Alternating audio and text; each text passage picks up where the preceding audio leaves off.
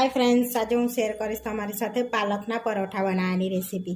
तो अहीं आगळ मैं 3 कप पालकने लई लीधी छे अने समारेली हती ने एटले समारेली ज लई लीधी छे। तमे आखी पण एड करी शको छो। हवे आपणे एने धोई लईशुं। पहेला पानी एड करी दईशुं अंदर अने धोई लईशुं।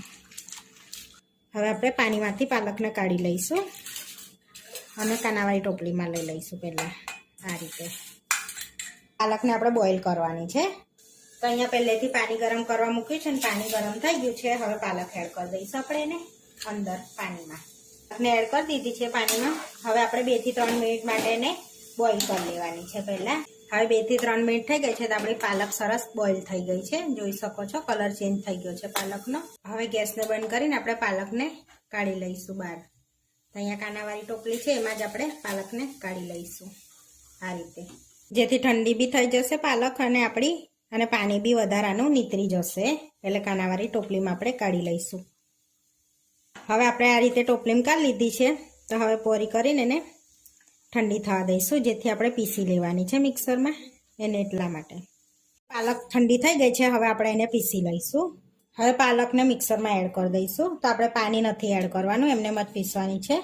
આપણે એની અંદર થોડોક મસાલો કરી લઈશું। તો 1 ઇંચ આદુનો ટુકડો એડ કરીશું। અહીં આગળ આપણે લીલા મરચાં એડ કરીશું। તો અહીંયા આપણે સ્પાઈસી થોડાક હોય પરાઠા તો સારા લાગશે, એટલે અહીંયા 4 નંગ આપણે લીલા મરચાં એડ કરીશું। થોડા ધાણા એડ કરી દઈશું। 2 ચમચી લીલું લસણ એડ કરીશું। 3 થી 4 કરી સૂકું લસણ એડ કરીશું। અડધી ચમચી જીરું એડ કરીશું। ચપટી હિંગ એડ કરીશું। હવે પીસી લઈશું આપણે।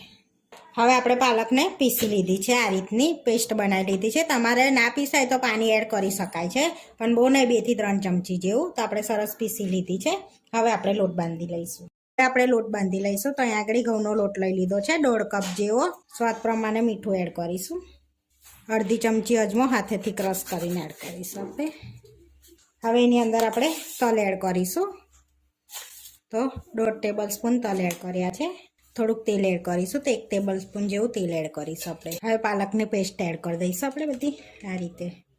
હવે આપણે મિક્સ કરી લઈશું બધું સરસ એવું। બહુ ઢીલો નહીં ને બહુ કઠણ નહીં, મીડિયમ આપણે લોટ બાંધીશું। તો આપણે જેટલું પાણીની જરૂર પડે એટલું એડ કરીશું।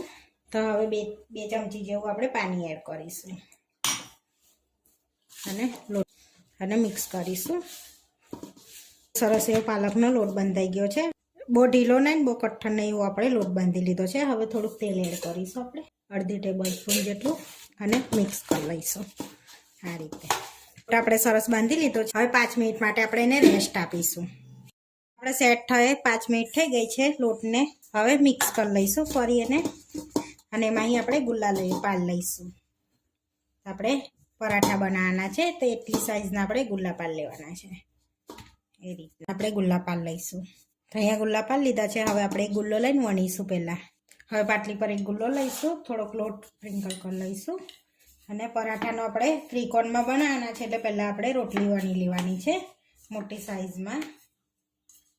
હવે આ રીતની આપણે આટલી સાઈઝમાં વણી લીધી છે।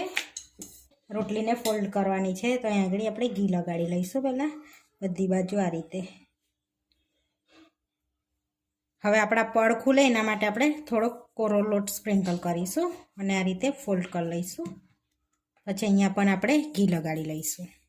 તો અહીંયા બી થોડુંક આપણે ઘી લગાડી લેવાનું છે બધી બાજુ આ રીતે।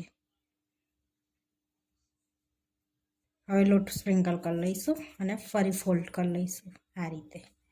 હવે આપણે સરસ વણી લઈશું એને। તો કોરો લોટ ભભરાઈને આપણે એને વણી લેવાની છે। તો આપણે ત્રિકોણમાં જ વણવાની છે। તમે કોઈ બી વણી શકો છો ફોલ્ડમાં। તો આપણે આ રીતની ત્રિકોણમાં વણી લીધી છે। હવે આપણે એને શેકી લઈશું। તો અહીં આગળ તવો લઈ લીધો છે અને એને ગરમ કરવા મૂકી દીધો છે। તો સરસ ગરમ થઈ ગયો છે। હવે આપણે પરાઠો એડ કરી દઈશું। હવે એક બાજુ પ્રોપર શેકાઈને પછી પલટાઈશું। આપણે પલટાઈ લઈશું। હવે આપણે આને ઘીમાં શેકીશું। તો આપણે ઘી લગાડી લઈશું એક બાજુ, પલટાઈશું ને। તો સરસ આપણો પરાઠો ફૂલીને જોઈ શકો છો એકદમ આમ ફૂલી ગયો છે। હવે બીજી બાજુ આપણે ઘી લગાડી લઈશું અને સરસ એવો પરાઠાને શેકી લઈશું પલટાઈને। તો જોઈ શકો છો આપણા પડ પણ દેખાય છે સારી. તો આપણે બે બાજુ પરાઠાને શેકી દીધો છે, જોઈ શકો છો આ રીતે. હવે આપણે એને પ્લેટમાં લઈ લઈશું અને આ રીતે બીજા પણ શેકી લઈશું. તો આપણે બધા પરાઠા શેકીને રેડી કરી દીધા છે. હવે આપણે સર્વ કરી લઈશું.